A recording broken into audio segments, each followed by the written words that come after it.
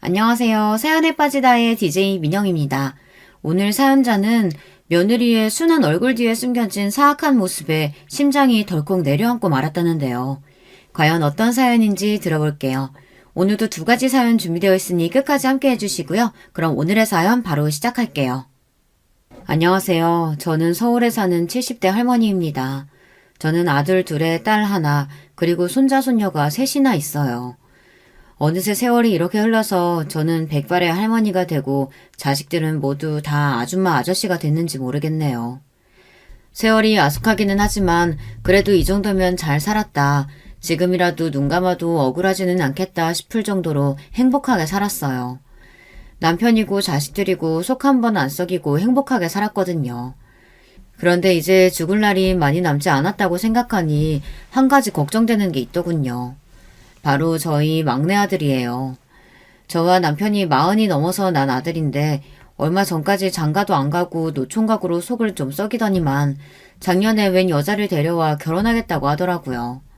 저와 남편은 결혼 안 하고 엄마 아빠와 평생 살겠다고 우기던 아들이 그래도 정신 차리고 여자를 데려왔으니 마냥 좋아 흔쾌히 결혼을 허락했습니다. 그런데 막상 결혼을 시키고 나니 우리 막내 아들이 좀 이상해졌어요. 결혼 전까지 막내 아들은 한 번도 제 속을 썩인 적이 없었습니다.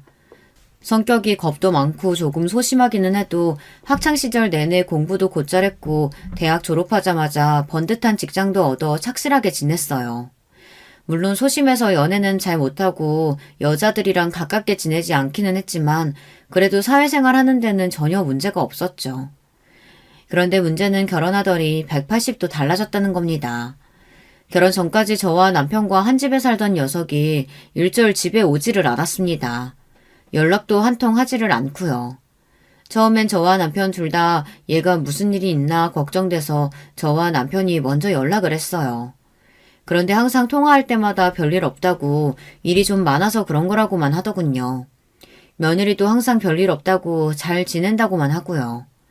저와 남편은 늦게 낳은 아들인 만큼 괜히 우리가 너무 참견을 하나 싶어서 귀찮게 하지 않으려고 노력했습니다. 그래서 연락이 오지 않아도 잘 지내겠거니 하고 넘기려고 했어요. 그런데 명절날 오랜만에 막내 아들을 만났는데 살이 너무 빠졌더라고요. 원래는 통통하다 싶을 정도로 건장한 체격이었는데 몇 개월 사이에 반쪽이 됐더라고요. 저는 그런 아들이 너무 걱정돼서 무슨 일 있냐고 했습니다. 결혼해서 신혼이라 한참 좋아서 뭐든 안 먹어도 배부를 텐데 왜 이렇게 얼굴이 말랐어? 일이 많니? 저는 아들이 걱정돼서 물었습니다. 그런데 잠시 뒤 아들이 갑자기 정색을 하더니 저한테 짜증을 내더군요. 엄마는 소연이 앞에서 무슨 그런 소리를 해. 소연이가 밥도 잘해주고 잘 챙겨줘. 내가 일부러 살 빼려고 운동 좀 해서 그런 거야. 얘가 왜 갑자기 화를 내고 그래? 내가 언제 수연이한테 너 밥 안 챙기는 거 아니냐고 했니? 그냥 살이 좀 많이 빠졌길래 걱정돼서 그랬지. 제가 며느리에게 내 아들 안 챙긴 거 아니냐고 한 것도 아니고 단지 걱정돼서 이야기를 한 것뿐인데 아들은 갑자기 정색을 했습니다. 순간 저는 너무 당황했어요. 안 그러던 녀석이 갑자기 부모 앞에서 언성을 높이니 기가 막히더군요. 저도 할 말은 많았지만 애써 참았습니다. 이제 막 결혼한 아들 며느리 앞에서 싫은 소리를 했다가는 괜히 시집살이를 시키는 시어머니로 보일 수 있으니까요. 그래도 제가 버럭 소리를 지르고 났더니 아들 녀석도 민망했는지 머쓱하게 웃더군요. 내가 전에 배가 좀 많이 나왔었잖아. 소연이가 나 뱃살 빠지게 해준다고 영양제도 많이 챙겨주고 식단도 챙겨줘서 살이 좀 빠졌어. 내가 요즘 적게 먹어서 괜히 예민했나 봐. 짜증내서 죄송해요.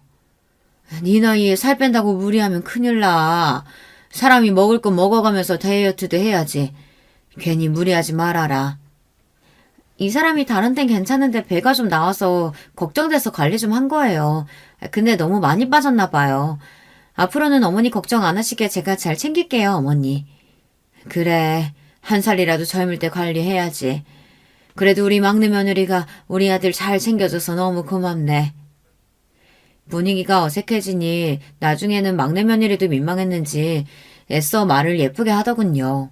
저는 결혼하고 연락도 안 하고 자주 안 오는 막내에게 서운해서 괜히 싫은 소리를 한 것 같아 애써 말을 돌렸습니다.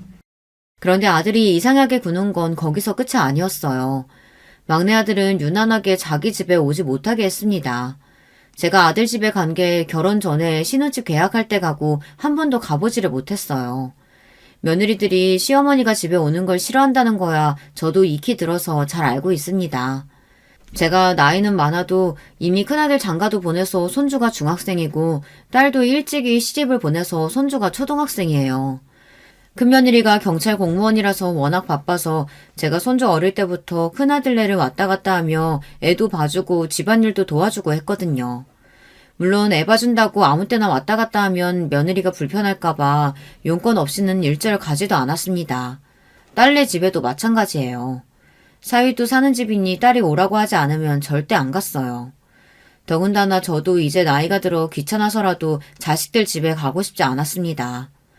가봐야 애만 봐줘야 하고 며느리든 사이한테 좋은 대접 못 받은 거 뻔히 아는데 제가 뭐하러 힘들게 가겠어요. 그런데 그날은 저도 어쩔 수 없이 막내 아들 집에 갔습니다. 막내 아들이 아직 주소를 안 바꾼 게 있는지 카드 내역서랑 우편물이 자꾸 우리 집으로 날라오더라고요.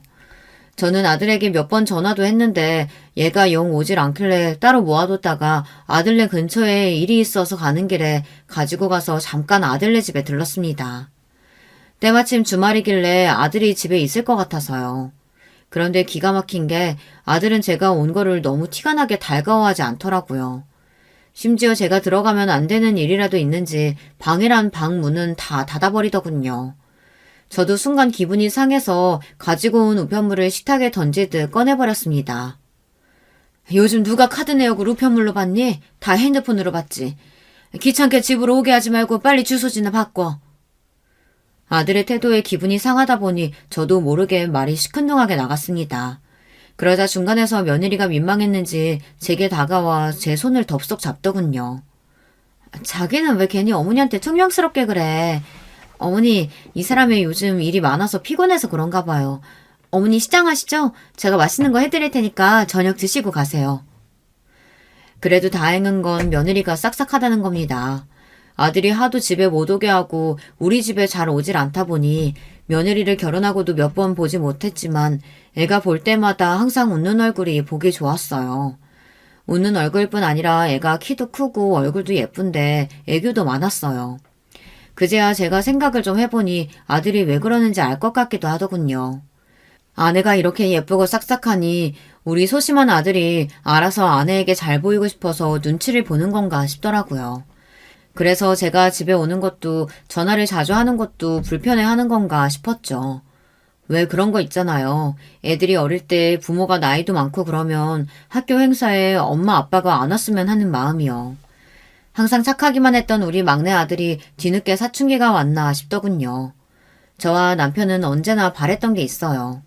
우리야 이미 다 늙어서 꼬부라졌으니 자식들이 부모에게 잘하는 것보다 자기들끼리 좋은 짝 만나 자식 낳고 행복하게 살기를 바랬습니다. 부부끼리 싸우지 않고 사이좋게만 살면 그걸로 됐다 싶었어요. 그래서 아들이든 딸이든 저에게 좀 서운하게 해도 부모로서 이해하고 너그럽게 넘기자 다시 한번 다짐했습니다.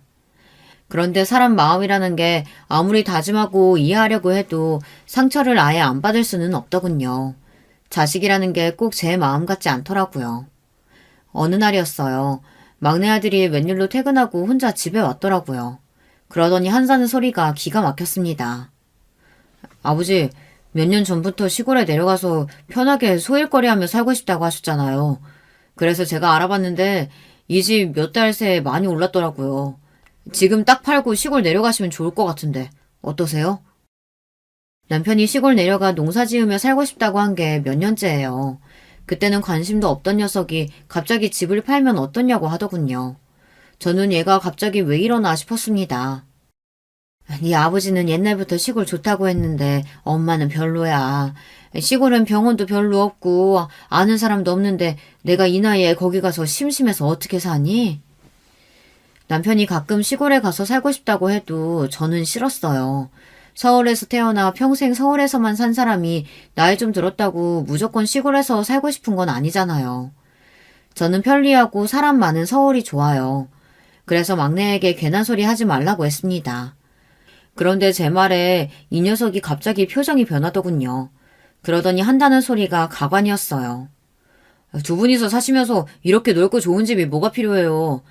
더군다나 이 집 팔면 시골에 좋은 집 하나 사고도 돈이 남는데 미리 자식들한테 나눠주면 서로 좋잖아요. 저는 제 눈앞에 있는 이 녀석이 제 막내 아들이 맞나 싶었습니다.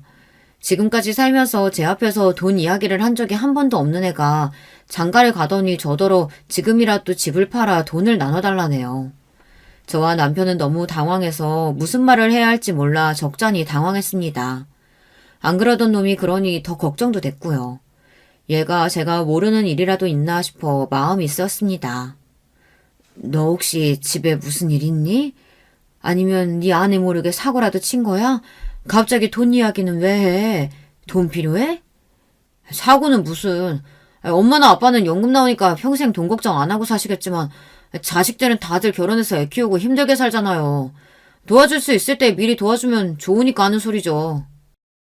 주변에 남의 집 자식들이 사업한다 뭐한다 하면서 부모한테 돈 달라고 한다는 소리는 익히 들어 알고는 있었지만 제 자식이 이럴 줄은 몰랐습니다. 저 소리가 대놓고 돈 좀 나눠달라는 소리랑 뭐가 다르겠어요. 저는 장가간 지 얼마 되지도 않은 아들놈이 저러니 더 서운하더군요. 나나 네 아버지나 아직 이 집 팔고 다른 데로 갈 생각은 추워도 없으니까 쓸데없는 소리 하지 말고 니네 집에나 가. 제 말이 아들에게 야박하게 들릴진 몰라도 저는 참지 않고 퍼부었습니다. 아들에게 무슨 사정이 있든 제가 부모지 호구는 아니잖아요. 저랑 남편이 나이가 들었어도 앞으로 무슨 일이 생길지 모르는데 벌써 가진 걸 자식들에게 다 내놓으면 자식들이 저나 남편을 챙기기나 하겠어요. 저는 절대 자식 누구에게도 먼저 재산을 나눠줄 생각이 없었습니다. 그날 저녁 남편은 잠을 못 자고 내내 뒤척였어요. 저녁에 온 아들에게 모질게 말해서 녀석이 속상한 거 아니냐고 걱정하더라고요. 남편은 그런 사람이에요. 옛날 사람 같지 않게 자식들이라면 간도 쓸개도 빼줄 사람이었죠. 저는 남편에게 우리도 이만하면 자식들에게 할 만큼 한 거라고 했습니다. 앞으로 우리는 늙을 일만 남았는데 얼마나 아플지 무슨 일이 있을지 알 수도 없는데 집이든 돈이든 손에 쥐고 있어야 한다고요. 지금도 다 시집 장가가서 자기들 가족 돌보느라 바쁘다고 연락도 안 하고 놀러오지도 않은 놈들이 나중에 우리 늙고 아프다고 신경이나 쓰겠어? 그러니까 우리 둘 다 아프지 말고 서로 챙기면서 오래오래 살아야 돼. 남편은 제 말에 웃었습니다. 그러면서 제 말이 다 맞다고 건강하게 오래오래 살자고 했어요. 그런데 막내 며느리는 겪으면 겪을수록 조금 달랐어요. 늦게까지 결혼 생각이 없었던 막내 아들이 갑자기 결혼하겠다고 하길래 마냥 좋아서 바로 허락하기는 했지만 친정에 문제가 좀 있는 것 같았습니다. 사실 이제와 말이지만 상견례도 제대로 하지 않았어요. 막내 며느리는 형제도 없이 외동이었어요. 친정아버지와 어머니가 일찍이 이혼하셔서 아버지와는 아예 인연을 끊고 산다고 하더라고요. 더군다나 안사돈께서 몸이 좀 좋지 않아서 수술한 지 얼마 되지 않아 상견례를 하기는 어려울 것 같다고 하더라고요. 무슨 수술을 하셨냐고 물어도 며느리는 그냥 별거 아니라는 식으로 이야기했습니다. 그러면서 결혼식 날은 꼭 참석할 수 있으니 걱정하지 말라고 했습니다. 아무리 몸이 좋지 않아도 그렇지 안사돈은 막내 결혼식에 관심이 없어도 너무 없었어요. 결혼식 직전까지 저에게 연락도 한 번 하지를 않았습니다. 제가 막내에게 안사돈 연락처를 받아 따로 연락을 드리기도 했는데 안사돈은 연락을 받지 않았고 연락을 다시 하지도 않았죠. 며느리에게 물으면 엄마가 몸이 좋지 않아 그렇다고 이해해 달라고 하더라고요. 원래 저 어릴 때부터 몸이 많이 안 좋으셔서 수술도 여러 번 받으셨어요. 아직 일상생활 하기는 좀 힘드셔서 결혼 준비는 제가 알아서 하면 될 것 같아요. 처음엔 저도 뭔가 좀 이상하다 싶었는데 막내 아들이 직접 한번 뵙고 왔는데 아직 회복이 덜 돼서 힘들어 하신다고 그러더라고요. 아버지도 없이 혼자 아픈 어머니 모시고 사느라 많이 고생한 것 같아. 결혼하면 내가 정말 행복하게 해줄 거야. 막내 아들은 며느리에게 빠져도 단단히 빠졌습니다. 아픈 장모가 뭐가 그렇게 좋다고 자기가 다 책임지고 아내에게도 잘할 거라고 제 앞에서 신나서는 선전포고를 하더라고요. 얼씨구, 엄마 대상포진 걸려서 아파 죽겠다고 했을 때도 회사 일 바쁘다고 신경도 안 쓰더니만 장모님 아프다고 걱정하는 것 좀 봐. 저는 괜히 말은 퉁명스럽게 했지만 아들이 대견했어요. 나이는 먹었어도 막내라 그런지 항상 어리게만 보였는데 막상 진짜 좋아하는 여자를 만나니 막내도 책임감이 생기고 남자가 되는 것 같았죠. 아들이 그렇게 좋아하니 제가 결혼을 반대할 이유가 없었습니다. 그리고 막내 아들 말대로 아버지도 없이 평생 아픈 어머니 쥐치닥거리만 하느라 산 며느리가 안쓰러웠어요. 저는 며느리에게 좋은 시어머니가 되어주고 싶었습니다. 그래서 자연스레 결혼 준비도 며느리와 제가 알아서 했어요. 결혼 준비를 하며 같이 다니다 보니 며느리는 생각보다 더 살갑고 애교도 많았습니다. 애가 참 의젓하고 주변 사람을 잘 챙기는 성격이더라고요. 그런데 딱 한 가지 걸리는 게 있었어요. 애가 교회 일을 너무 열심히 하더라고요. 우리 집은 식구들이 모두 다 무교예요. 그런데 막내 며느리는 어머니와 교회에 다닌다고 하더라고요. 물론 어려서부터 의지할 곳이 마땅치 않았으니 종교회라도 의지했던 마음은 이해하지만 그 정도가 좀 지나친 것 같았습니다. 막내 며느리는 일요일뿐만이 아니라 시간이 나면 항상 교회에 갔어요. 저와 드레스를 보다가도 갑자기 교회에 일이 생겼다고 가더라고요. 그리고 한 번은 저에게 같이 가자고 권하기도 했어요. 제가 열심히 기도한 덕분인지 민우 씨도 만나고 어머니처럼 좋은 시어머니도 만났잖아요. 그래서 그런데 어머님도 저랑 같이 가보실래요? 제가 어머님 좋다고 하도 말하고 다녀서 교회 분들이 다들 궁금해 하시거든요. 아니야. 나는 사람 많은 데는 영 불편하더라. 결혼식 날 다들 오실 테니까 그때 보면 되지. 저는 좋게 거절하기는 했지만 마음이 쓰였어요. 교회에 다니면서 사람들과 어울리는 건 좋지만 며느리가 너무 교회 활동에 열심히인 것 같아서요. 그런데 역시나 제가 우려하던 대로 결혼하고 나서도 막내 며느리의 열정적인 교회 활동이 문제가 되기는 했죠. 막내 며느리는 어떤 집안 행사보다도 항상 종교 활동이 먼저였습니다. 한 번은 그런 적이 있어요. 제 생일날이었는데 저희 식구가 대식구다 보니 생일에 다 같이 모여 밥 한 번 먹으려면 약속 잡기가 쉽지 않았어요. 그런데 날짜를 잡을 때마다 막내 며느리가 자꾸 교회 이야기를 하며 교회에 일이 있어서 그날은 안 된다고 하더라고요. 일요일은 그렇다 치지만 토요일도 금요일도 심지어 평일까지도 못놈의 교회가 일이 많더라고요. 동서, 교회 일에 진심인 건 알겠는데 아무리 그래도 어머님 생신 있는 주에 하루도 시간이 안 된다고 하면 어떡해. 그냥 동서가 하루 교회 빠지고 참석해. 큰며느리는 워낙 성격이 시원시원해요. 말을 돌려서 하는 성격이 아니었죠. 제가 워낙 중요한 업무를 많이 맡고 있어서 빠질 수가 없어서 그래요. 좀 이해 좀 해주세요. 막내 며느리도 지지 않았습니다. 본인도 절대 빠질 수 없어서 그런 거니 이해하라네요. 순하고 싹싹한 막내 며느리가 고집을 피울 때는 딱 종교 이야기를 할 때뿐이에요. 그럴 때는 웬만해서 지지 않았죠. 그런데 그 이후로도 며느리 둘이 은근 신경전을 하더라고요. 큰며느리가 워낙 일이 바쁘다 보니 집안일에 신경을 잘 못 썼어요. 그래서 손주도 제가 자주 봐주기도 하고요. 그런데 막내 며느리가 큰며느리를 만날 때마다 자꾸만 신경에 거슬리는 소리를 했습니다. 형님은 여자가 위험하게 왜 경찰이 됐어요? 무서운 범죄자들이 보복할까봐 무섭지도 않으세요? 난 그런 쓰레기 같은 인간들 하나도 안 무서워. 그런 쓰레기 같은 범죄자들 내가 놓칠까봐 그게 더 무섭지. 형님 혼자 노력한다고 이 세상이 바뀌겠어요? 그럴 시간에 우리 하나님 앞에 나가서 육성으로 기도하는 게 훨씬 더 값진 일이지. 평소에는 말도 예쁘게 하고 살게 구는 애가 큰며느리만 만나면 자꾸 안 해도 될 말까지 해서 분위기를 이상하게 만들었어요. 올케 그만 좀 해.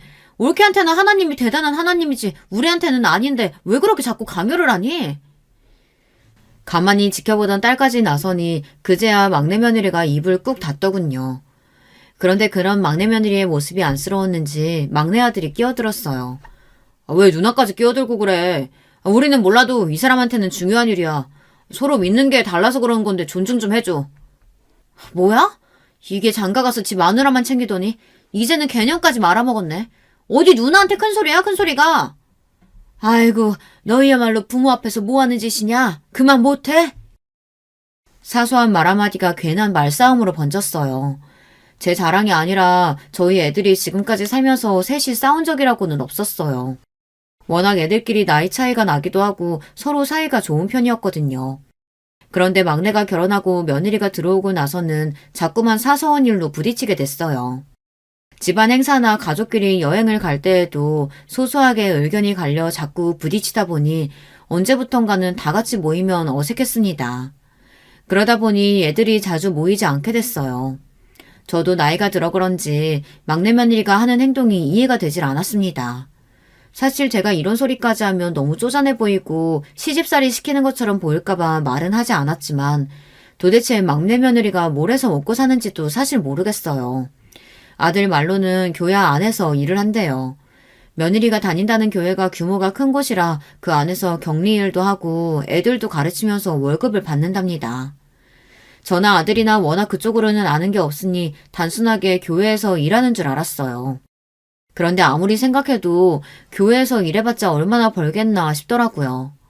며느리나 제 아들이나 둘 다 나이가 있는데 아이 생기기 전에 돈을 좀 모아야 하잖아요. 막내가 아무리 번다고 해도 아직 둘이 사는 집도 전세인데 저렇게 살아서 언제 집도 사고 애도 키울까 싶었죠.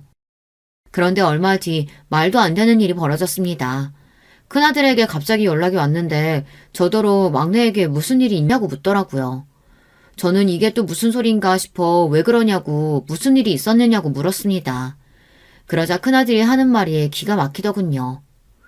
막내가 갑자기 전화와서는 와이프한테 혹시 위치 추적 좀 부탁할 수 없냐고 하더라고요. 막내 아들이 경찰인 큰며느리에게 위치 추적 좀 할 수 없냐고 부탁을 했답니다.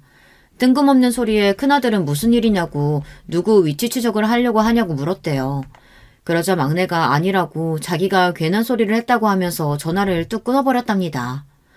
그때는 나도 별일 아니겠거냐고 넘겼는데 생각할수록 이상해서 신경이 쓰이네.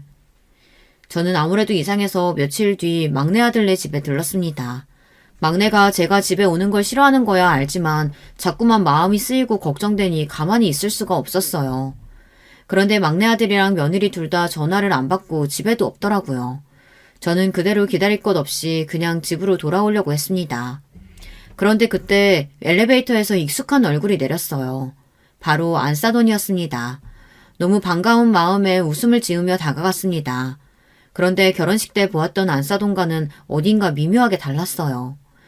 심지어 안사돈은 저를 보고도 잠시 못 알아보면서 인상을 구기더니 이내 알아보고는 놀란 표정으로 바뀌었습니다. 그제야 반갑다며 인사를 하더군요. 저는 안사돈에게 아내 애들이 없어서 그냥 돌아가려던 참이라고 했습니다. 그러자 안사돈 표정이 어딘가 이상하더군요. 그러더니 어딘가 당황한 듯 보이는 표정으로 저에게 집 비밀번호를 아느냐고 물었습니다. 애들 집에 두고 온 게 있는데 가져가야 한다고요. 저는 애들이 전화를 안 받아서 다시 전화해보겠다고 했어요. 그런데 그때 안사돈이 아니라고 그냥 나중에 다시 오겠다고 하더니 돌아가더군요. 저와 안사돈은 그렇게 헤어졌습니다. 그런데 이날 안사돈과 헤어지고 집에 와서 곰곰이 생각하다 보니 이상한 점이 있었습니다. 물론 안사돈을 본 게 결혼식 날 하루가 전부였지만 그날과 안사돈의 분위기가 전혀 달랐어요. 결혼식 날은 수술하고 회복한 지 얼마 되지 않아 그랬는지 얼굴도 나이 들어 보이고 안 좋아 보였는데 그날 집 앞에서 보니 꼭 딴 사람 같더라고요. 저보다 나이는 젊어도 환갑은 된 걸로 아는데 화려한 화장에 짧은 치마까지 입고 뾰족한 구두까지 신었더라고요. 모르고 봤으면 어디 술집 마담인 줄 알 정도로 화려하게 보였어요. 그리고 얼마 뒤 막내 아들과 통화가 돼서 왜 큰아들에게 갑자기 위치 추적 이야기를 물었느냐고 했더니만 막내 아들은 별일 아니라고 그냥 궁금해서 물은 거라고 대충 말을 둘러대더라고요. 저는 막내 며느리도 안사돈도 만날 때마다 뭔가 찜찜했습니다. 이야기를 나누면 참 인상도 좋고 밝은데 만나고 돌아오면 뭔가 기분이 개운하지 않았거든요. 그런데 얼마 뒤 막내네 집에 일이 하나 생겼습니다. 어느 날 막내 아들이 술에 잔뜩 취해 집에 찾아왔어요. 원래도 술을 잘 먹는 애가 아닌데 도대체 무슨 일인가 싶었죠. 그런데 만취해서 온 아들은 거실 바닥에 대자로 눕더니 신세 한탄을 하기 시작했습니다. 막 소리를 지르더니 갑자기 혼자 펑펑 울었어요. 저는 도대체 애가 왜 이러나 싶어 흔들어 깨웠습니다. 그리고는 장가도 간 게 술에 취해 여기를 오면 어떡하냐고 빨리 정신 차리고 집에 가라고 했습니다. 얘가 도대체 왜 이러는 거야? 너 빨리 정신 차리고 네가 좋아 죽는 네 색시한테 빨리 가. 나 오늘은 집에 안 갈 거야. 그 집에 있는 그 여자는 내 색시도 아니야. 그 여자 때문에 내가 얼마나 마음 졸이면서 사는데 감히 나한테 거짓말을 해? 에이! 아들은 알 수 없는 말을 혼자 떠들더니만 본인이 사기 결혼을 당했다고 했습니다. 저와 남편은 도대체 무슨 말인가 싶어 아들의 어깨를 흔들어 똑바로 말하라고 했습니다. 제 아들을 40년 가까이 키우면서도 처음 보는 모습이다 보니 저나 남편이나 당황스럽더라고요. 엄마, 아빠, 내가 얼마나 아기 갖고 싶어 했는지 알죠? 근데 그 여자가 내가 얼마나 아기 갖고 싶어 하는지 뻔히 다 알면서 글쎄 나 모르게 피임을 했더라니까요. 아들 입에서 나온 말에 저와 남편은 순간 입이 벌어졌습니다. 막내 며느리가 아들 모르게 피임을 하다가 걸렸나 보더라고요. 저와 남편은 속상한 마음을 애써 진정시키고 아들을 자게 뒀습니다. 그리고 막내 며느리에게 메시지만 한 통 보냈어요. 술에 취해 우리 집에 와서 자고 있으니 걱정하지 말라고요. 저도 며느리에게 궁금한 거야 많았지만 술에 취한 아들 녀석에게만 들은 이야기를 가지고 꼬치꼬치 물을 수가 없었어요. 아들이 술이 깨면 그때 다시 듣고 이야기를 하기로 했죠. 그런데 다음 날 막내 며느리가 일찍부터 집에 찾아왔습니다. 그러더니 다짜고짜 저와 남편에게 죄송하다고 머리를 숙이더군요. 그러더니 며느리가 갑자기 눈물을 쏟았어요. 제가 어머님 아버님께 말씀 안 드린 게 있는데 사실 저희 친정어머니께서 고치기 힘든 희귀병에 걸렸어요. 그 병 고치느라고 수술도 여러 번 하고 지금도 치료받고 계시고요. 저는 처음 듣는 이야기에 적잖이 놀랐습니다. 물론 사돈이 몸이 안 좋다는 거야 알고 있었지만 그게 고치기 힘든 희귀병일 줄은 몰랐거든요. 나중에 안 사실인데 어머니 병이 유전될 수도 있다고 하더라고요.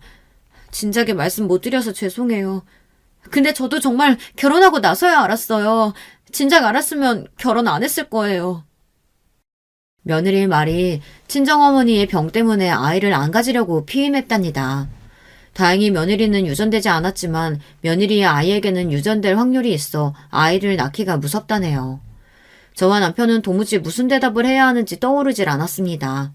이런 상황이 너무 숨막히고 싫었어요. 왜 제 아들과 며느리에게 이런 일이 생긴 건지 속상하기만 했습니다. 결혼 전에 몰랐다는 말 제발 믿어주세요. 지금이라도 이런 저 받아주지 못하시겠다면 이혼하겠습니다. 그런데 저 민우 씨 너무 사랑해요. 민우 씨가 이런 저라도 받아주고 행복하게 살았으면 좋겠어요. 그동안 애가 얼마나 마음고생을 했는지 가녀린 어깨를 떨면서까지 울더군요. 그 모습을 보는데 저게 거짓말일 리 없겠다는 확신이 들었습니다. 더군다나 매일 교회에 가서 기도하는 애가 가족을 속일 리 없잖아요. 저와 남편은 며느리에게 다가가 애써 위로했습니다. 그때였어요. 술에 취한 아들이 방에서 나왔습니다. 그러더니 눈에 눈물이 가득 고여있더군요. 자기야, 그런 거였어? 왜 진작 나한테 말 안 했어? 나도 자기 사랑해. 자기만 있으면 아무것도 필요 없어. 저는 순간 드라마라도 찍는 줄 알았습니다. 어제까지만 해도 사귀니 뭐니 소리를 지르던 녀석이 며느리의 사랑 고백을 듣자마자 좋아 어쩔 줄 모르더군요. 그 순간 자리에서 벌떡 일어난 남편이 아들에게 달려가더니 등짝을 때렸습니다. 에휴, 어이구 못난 놈. 사랑한다고 행복하게 해주겠다고 할 땐 언제고? 네 마누라 속도 모르고 사기 결혼이니 뭐니 그런 소리란 거야? 남편은 며느리를 믿었습니다. 그리고 지금까지 혼자 마음 졸였을 며느리가 안쓰럽다면서 아들을 나무랐습니다. 저도 남편과 생각이 같았어요. 지금까지 본 막내 며느리는 절대 저희를 속일 리 없다고 확신했죠. 아버님, 어머님, 감사해요.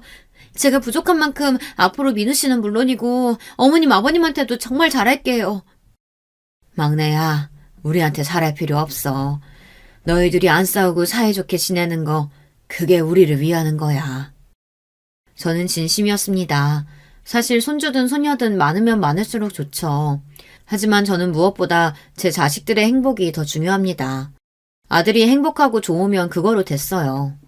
그날 이후 막내 아들과 며느리는 부르지 않아도 집에 자주 왔습니다. 저희에게 잘하겠다던 며느리의 말이 빈말은 아니었는지 정말 저와 남편에게 잘했어요.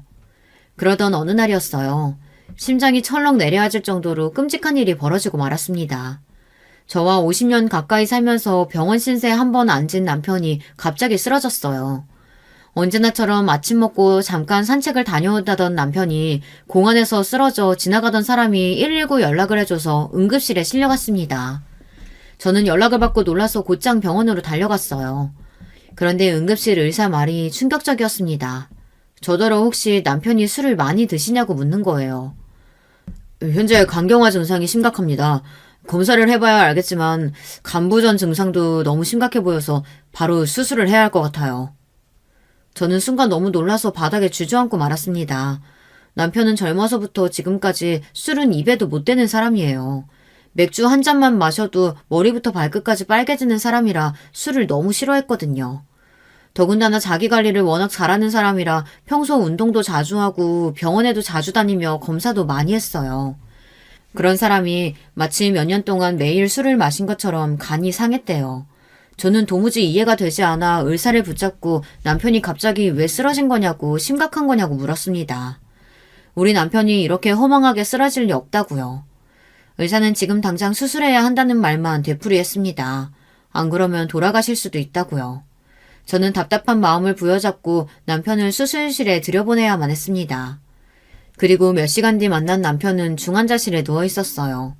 수술한 지 반나절이 꼬박 지났는데도 남편은 전혀 의식이 없었습니다. 저는 하염없이 눈물만 흘렸어요. 저도 우리가 새파랗게 젊은 부부는 아니니 언젠가 이런 날이 올지 모른다고 예상은 했지만 이렇게 빨리 벌어질 거라고는 상상도 못했습니다. 제가 정신을 못 차리고 몇 날 며칠을 남편 옆에 있으니 자식들이 걱정됐는지 저를 데리러 왔어요. 그러고는 간병인을 불렀으니 저에게 며칠 쉬라고 했습니다. 저는 괜찮다고 남편 옆에 있겠다고 우겼습니다. 그러자 큰아들과 딸이 저를 다그치더군요. 이러다 어머니까지 쓰러지겠어요. 아버지 누구보다 건강한 분이셨으니까 금방 일어나실 거예요. 그러니까 제발 우리 말대로 해요. 그래 엄마.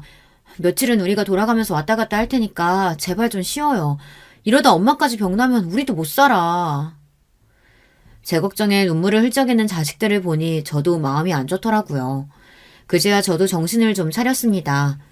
자식들 속도 속이 아닐 텐데 엄마라는 사람이 며칠을 정신을 못 차리고 있었으니 너무 미안했어요. 저는 자식들 말대로 했습니다. 집에 돌아가 정신도 바짝 차리고 밥도 먹고 잠도 자고 건강해져서 다시 병원에 오겠다고 남편에게 약속했어요. 그러니 남편도 얼른 정신 차리고 일어나라고요. 더군다나 막내 며느리는 제게 아침마다 전화해서 용기를 줬어요. 어머님, 아버님은 강한 분이니까 금방 일어나실 거예요. 제가 아버님 위해서 매일 새벽기도 드리고 있으니까 걱정하지 마세요. 힘든 일을 겪고 나니 이럴 때일수록 가족밖에 없구나라는 거를 뼈저리게 느꼈습니다. 제가 집에서 쉬는 동안 아들 며느리들이 돌아가며 남편 병원에 갔나 보더라고요.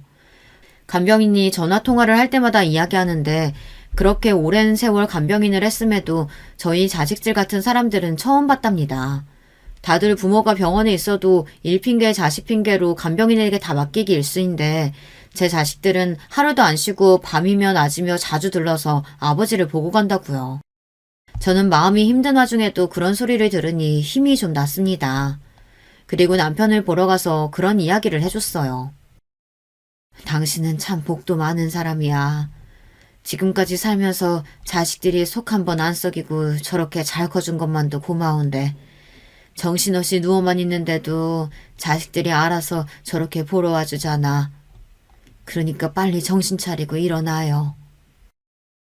그런데 그때였습니다. 중환자실 담당 간호사 한 분이 머뭇거리더니 조심스럽게 저에게 다가오더군요. 꼭 할 말이 있는 사람처럼요. 저는 이상해서 왜 그러냐고 저에게 할 말이라도 있냐고 물었습니다. 그러자 간호사가 쭈뼛거리더니 주변을 살피더군요. 그러더니 저에게 잠시 이야기를 나눌 수 있냐고 조심스럽게 물었습니다. 저는 아무래도 분위기가 심상치 않아 알겠다고 나가서 이야기하자고 하고는 간호사와 중환자실 밖으로 나왔습니다. 그러자 간호사가 대뜸 하는 말이 충격적이었어요. 보호자님, 제가 이런 말 하는 거 사실 너무 주제 넘은 거 아는데요. 아무래도 제가 너무 걱정돼서 말씀을 안 드릴 수가 없네요. 며느리분이 통화하는 걸 제가 우연히 들었는데 아무래도 이상해서 제가 가만히 있을 수가 있어야죠. 보호자님, 며느리분 꼭 조심하세요. 저는 간호사가 도대체 무슨 소리를 하는 건가 싶었습니다. 저는 이해가 안 돼서 도대체 무슨 통화 내용을 들었길래 그러느냐고 했습니다. 그러자 간호사 말이 저에게 혹시 남편이 먹던 약이 있지 않느냐고 물었어요. 며느리분이 중환자실 앞에서 다짜고짜 전화에다 대고 소리를 질렀어요. 그러니까 그 약은 안 된다고 하지 않았냐고, 이러다 죽으면 어쩌려고 그러냐고 막 화를 내더라고요. 제가 보기엔 분명히 환자분이 드시던 약에 관한 이야기를 하는 것 같았는데. 저는 순간 온몸에 소름이 쫙 돋았습니다. 사실 얼마 전에 며느리가 남편에게 가져다 준 약이 있어요. 남편이 얼마 전 건강검진에서 혈압이 좀 높게 나오고 가벼운 위험 증상이 있었거든요. 소화도 가끔 안 된다고 불편해했고요. 병원에서는 약을 먹을 정도는 아니라고 해서 별로 걱정 안 하고 있었는데 며느리 말이 병은 시작됐을 때 바로 고쳐야 큰 병이 안 된다고 왜 진작 자기한테 말을 안 했느냐고 하더라고요. 그러면서 막내 며느리가 하는 말이 아는 분이 이 약을 먹고 혈압도 금방 떨어지고 소화 기능도 좋아졌다고 큰 소리를 치며 웬 약을 가지고 왔더라고요. 저희 어머니가 희귀병으로 고생하시다 보니까 제가 주변에 아는 제약회사 직원들이 많아요. 신약 나오면 바로바로 먹어봐야 하니까요. 그래서 알게 된 건데 이 약이 정말 비싸고 좋은 거라 원래 따로 안 파는데 제가 아버님 걱정돼서 특별히 구해온 거예요. 믿을 만한 제약회사에 다니는 사람한테 따로 산 거라고 절대 주변에 소문내면 안 된다고 신신당부를 하더라고요. 제약회사 직원들이 따로 돈을 벌 목적으로 친한 사람들한테만 파는 거라고요. 저는 아무래도 불법적인 것 같아 조금 불안해서 그런 걸 왜 가지고 왔냐고 다시 갖다 주라고 했어요. 그러자 며느리는 자기가 시아버지를 위해서 이 정도도 못하겠냐고 정말 좋은 약이라 어렵게 구한 거라고 했습니다. 제발 한 번만 드셔보시라고요. 저 친정엄마 아픈 거 보면서 정말 많이 힘들었어요. 그런데 어머님 아버님까지 아프시면 정말 너무 힘들어서 못 견딜 것 같아요. 저희를 생각해서 힘들게 구했다며 절절하게 말하는 며느리의 말을 어떻게 무시할 수 있겠어요. 남편은 곧장 이 약이 얼마냐고 구할 수 있는 만큼 다 구해서 달라고 했습니다. 본인이 다 사겠다고요. 저와 남편은 싹싹하고 똑똑한 막내 며느리가 하는 말이니 무조건 믿고 샀습니다. 그러고는 며느리 말대로 약을 하루에 2번 꼬박꼬박 먹었어요. 남편이 깜빡하면 제가 알아서 챙겨줬습니다. 그런데 철석같이 믿었던 며느리가 준 약 때문에 남편이 쓰러졌을지도 모른다고 생각하니 저는 심장이 벌렁거리고 너무 불안해서 가만히 있을 수가 없었어요. 저는 곧장 집으로 달려갔습니다. 그리고 남편이 먹었던 약부터 찾았어요.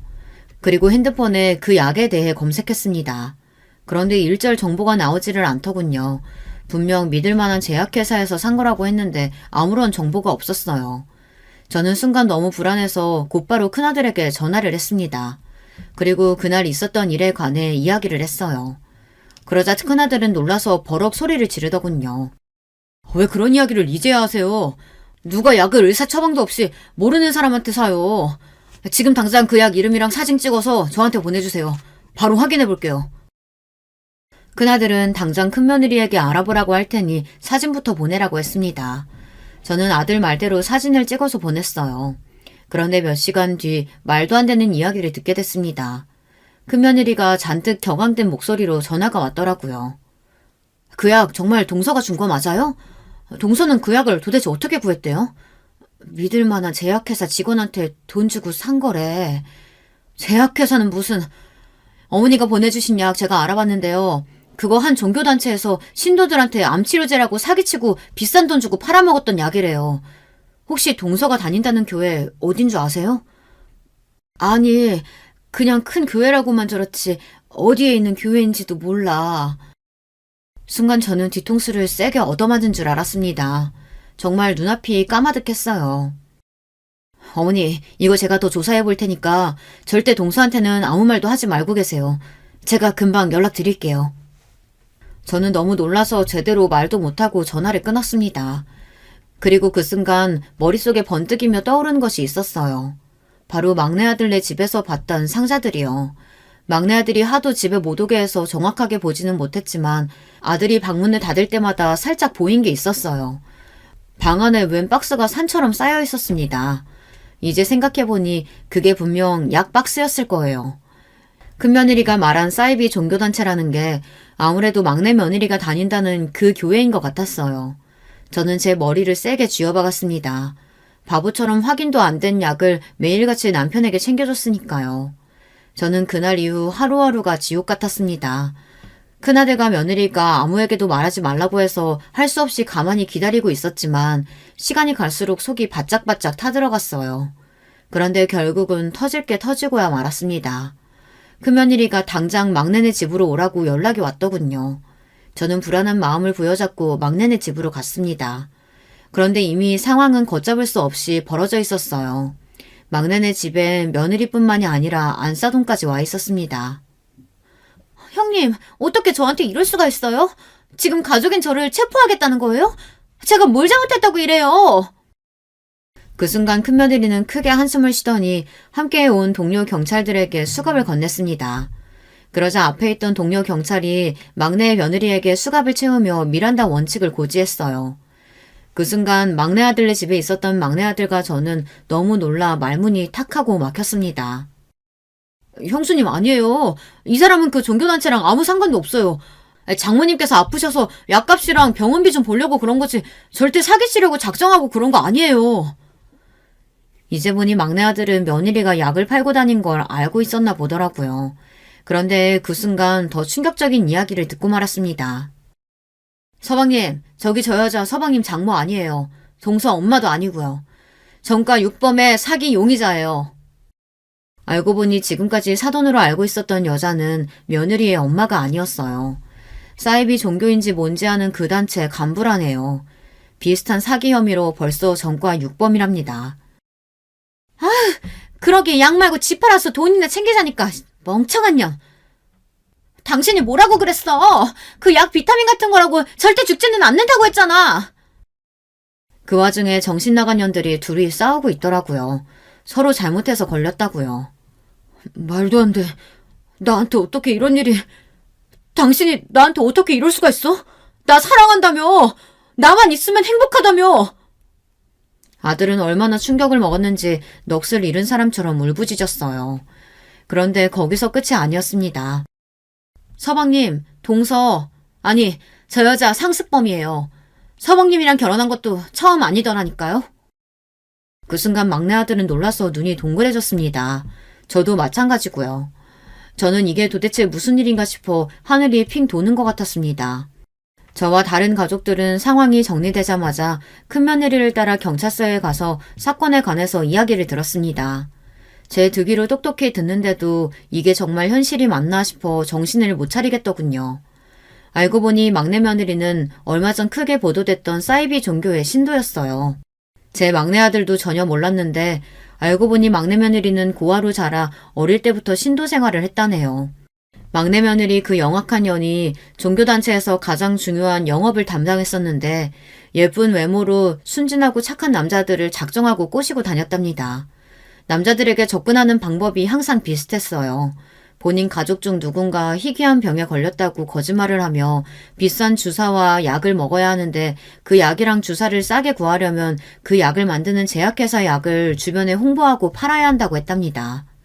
제 아들에게도 똑같이 접근해 어머니가 희귀한 병에 걸려 치료를 받아야 하는데 제약회사에서 나오는 약을 좀 팔아주면 어머니를 위한 치료약을 싸게 구해주겠다고 했답니다. 저는 다시 들어도 도대체 그런 말에 속는 사람이 있나 싶은데 멍청한 제 막내 아들이 그런 말도 안 되는 말에 홀딱 속아 넘어갔다네요. 말해 뭐 하겠어요. 저도 속았는걸요. 더군다나 더 기가 막히는 건 막내 며느리는 제 아들과의 결혼이 초혼이 아니더라고요. 막내 아들을 만나기 전에 같은 수법으로 결혼을 한 번 더 했었고 동거는 무수히 많이도 했답니다. 약을 팔기 위해서요. 이 멍청한 놈아. 어떻게 저런 년한테 속아 넘어가? 저는 이 상황이 너무 끔찍하고 힘들어서 애꿎은 막내 아들을 붙잡고 원망했습니다. 매일 울면서 아픈 엄마 살리고 싶어서 하는 일이라고 하는데 그걸 어떻게 안 믿어? 막내 아들이야말로 하늘이 무너지는 기분일 텐데 저도 이 상황이 너무 속상해서 저마저 아들에게 퍼붓고 말았어요. 아들도 땅을 치며 울부짖었습니다. 특히나 더 화가 났던 건 그 약에 부작용이 있다는 사실을 뻔히 알고도 시아버지인 남편에게까지 그 약을 먹게 한 부분이에요. 아무리 사기꾼이라도 1년 가까이 부부를 살고 가족으로 산 사람들에게 그런 짓까지 할 수 있다는 게 믿을 수가 없었거든요. 막내 며느리가 구속되고도 우리 가족은 쉽사리 충격에서 벗어나지 못했어요. 소송이 진행될수록 막내 며느리에 대해 하나하나 밝혀지는데 감당이 되질 않았어요. 막내 며느리가 준 약이 심각한 부작용이 생길 수 있는 약이라는 사실을 증명해내기는 했지만 평소 건강하던 남편이 갑자기 쓰러진 게 막내 며느리가 준 약 때문이라는 사실을 증명하기가 힘들었습니다. 소송은 1년 넘게 이어지고 있습니다.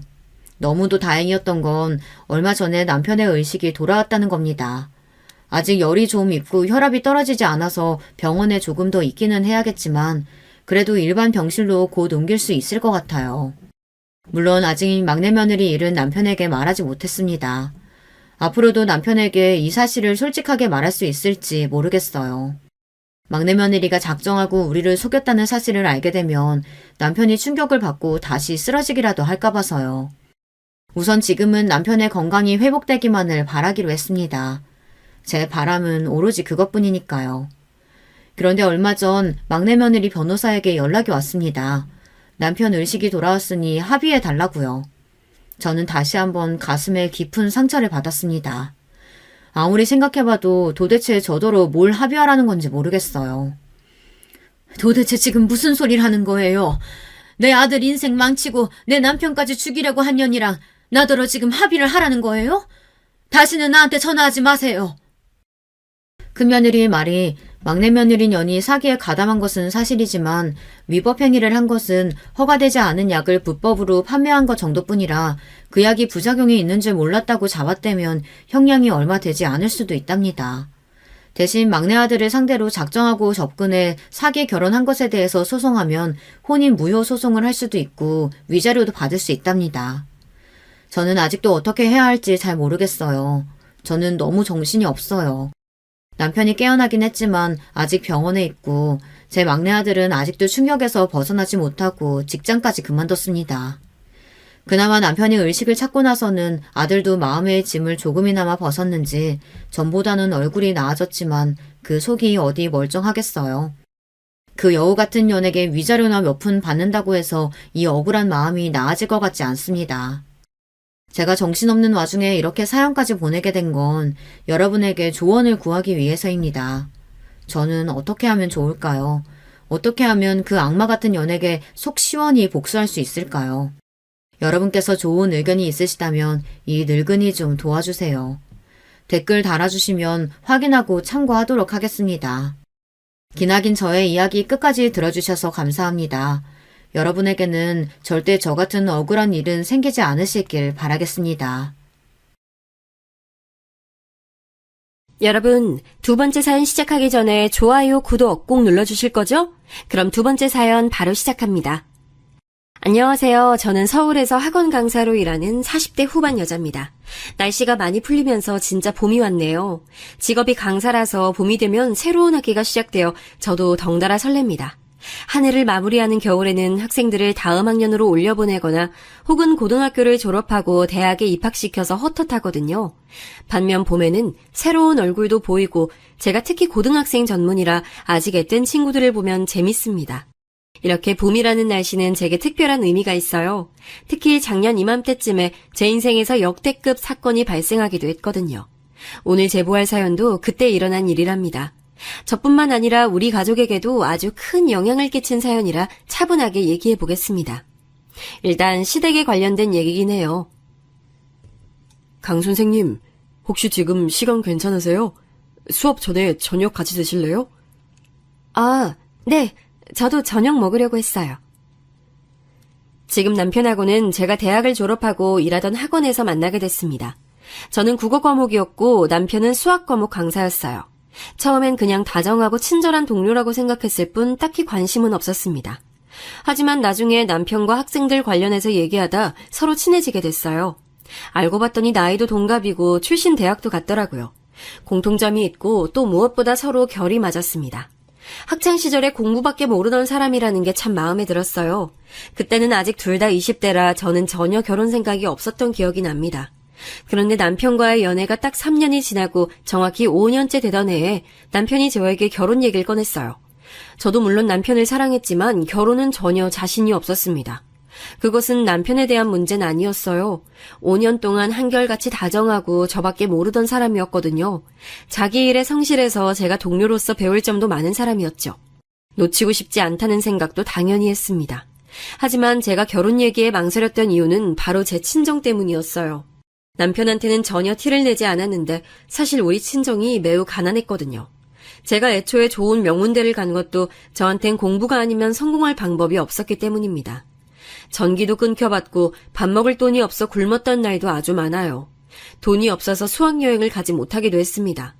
그렇다고 엄마를 원망하는 건 아니에요. 아빠랑 이혼하고 저를 혼자 키우려고 얼마나 고생했는지 잘 알거든요. 제가 아이 낳아 보니 그때의 엄마는 최선을 다했다고 당당하게 말할 수 있습니다. 하지만 그렇게 노력했어도 가난은 가난이었죠. 아빠의 도박과 외도로 인해 이혼해서 엄마는 재혼 생각은 전혀 없었습니다. 그래서 혼자 저를 키운다고 공장도 가고 건물 청소도 하며 지냈는데 갈수록 돈이 부족했습니다. 결국 제가 할 수 있는 건 공부였어요. 그냥 미친 듯이 공부하면서 생각했던 것은 무조건 성공하겠다는 거였습니다. 좋은 대학에 가서 돈을 많이 벌고 싶었어요.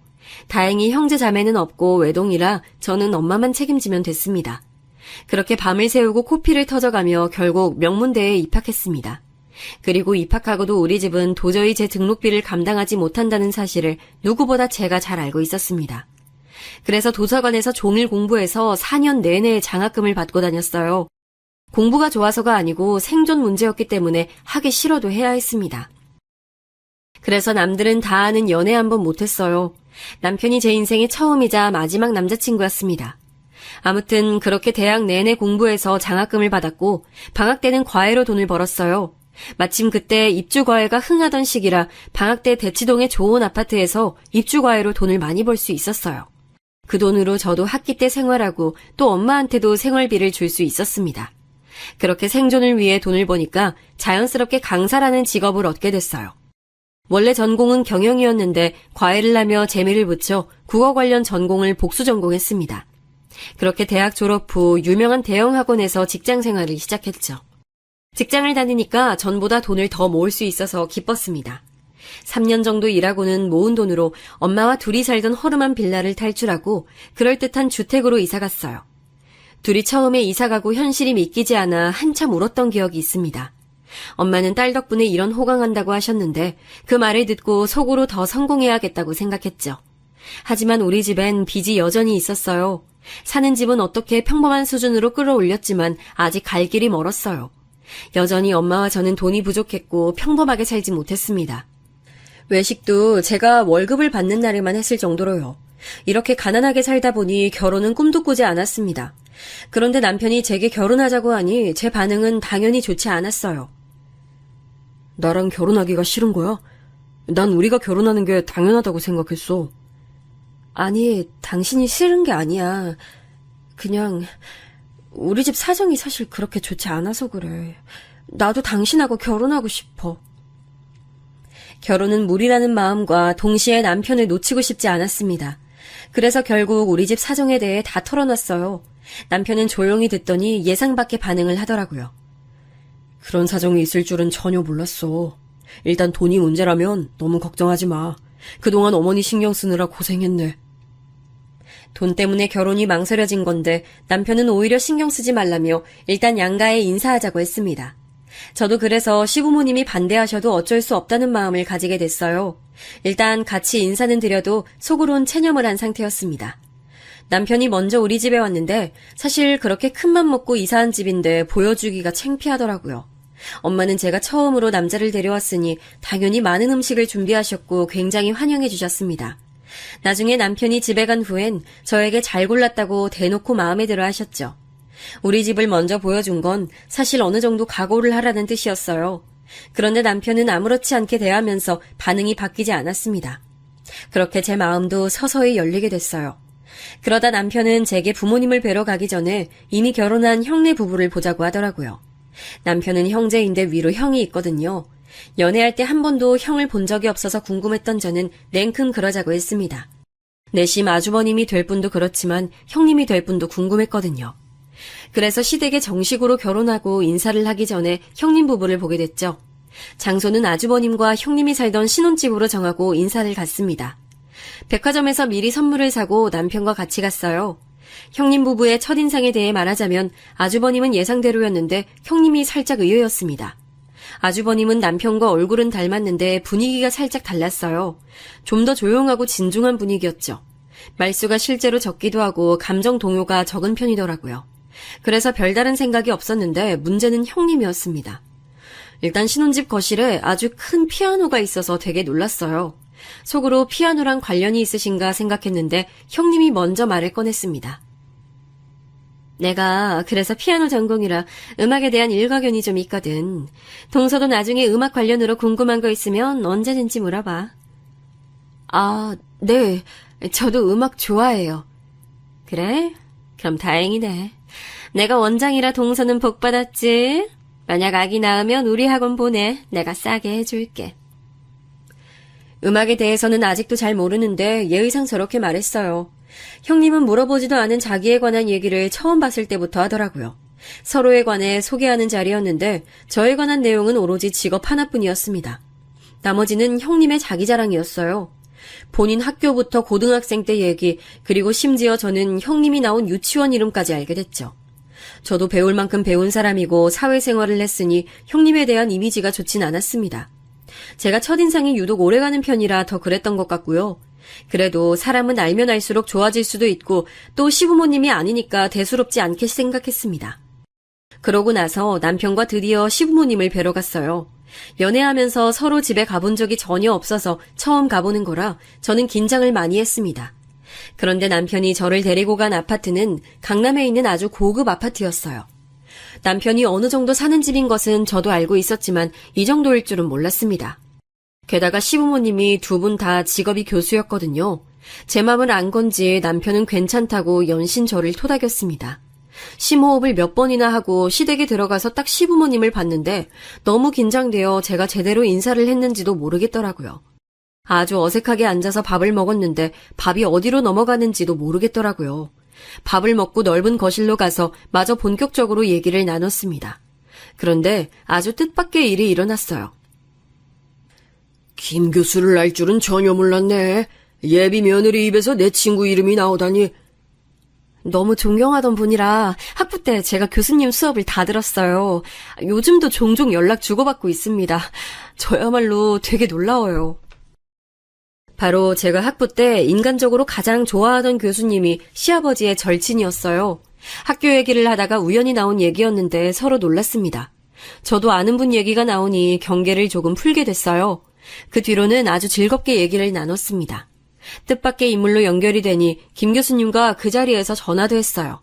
그러면서 제가 4년 내내 장학금을 받았고 과에서 우수 졸업생으로 졸업했다는 소식도 알게 되자 시부모님 표정이 매우 좋으셨어요. 어느새 분위기가 결혼 허락을 받으러 간 자리였는데 결혼은 당연하게 하는 것으로 됐습니다. 그러면서 제 과거 얘기도 나왔는데 저는 가난이 부끄럽진 않았습니다. 힘들었던 것도 맞고 그래서 돈의 소중함도 알게 됐지만 덕분에 제가 이렇게 잘 살고 있으니까요. 덤덤하게 돈이 없어서 수학여행도 못 갔고 나중엔 급식비를 낼 돈도 없어서 굶었다고 말했습니다.